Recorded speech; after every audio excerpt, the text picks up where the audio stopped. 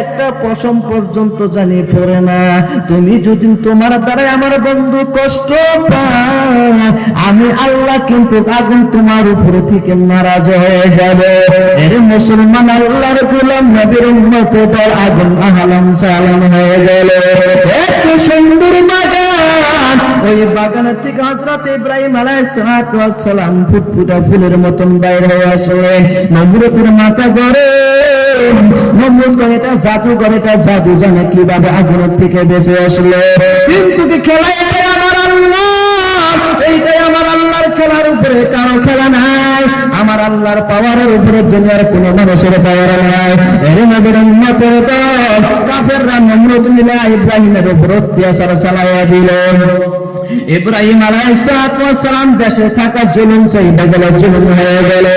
ইব্রাহিম জীবনে 3টা জায়গায় সফর করেছে।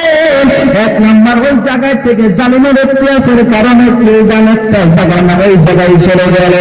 এই নবীর উম্মতের দল ইব্রাহিম আলাইহিস সালামের সফরের সাথী মানুষ ছিল মাত্র 4 জন।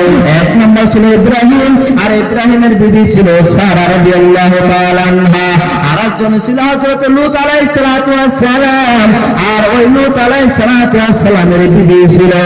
এই 4 জন মানুষ নিয়ে আল্লাহর নবী রওনা কিলদানের থেকে চলে গেলেন ফিলিস্তিনের ভিতরে। নবী মুসলমান, ওরে মুসলমান আল্লাহর গোলাম, যে ফিলিস্তিনের ভিতরে এত অত্যাচার ইসরায়েলের দ্বারা চালানো হয়েছে, হাজার হাজার মানুষের লাশ, এই নবীর উম্মতের দল আমেরিকা সে তো সব আল্লাহ রাব্বুল আলামিনের পক্ষ থেকে আমেরিকার উপরে গজর।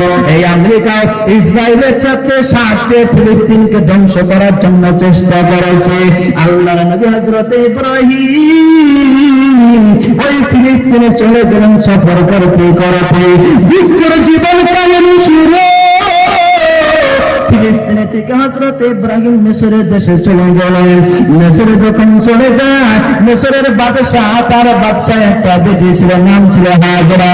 এই হাজরা রাদিয়াল্লাহু তাআলা আনহা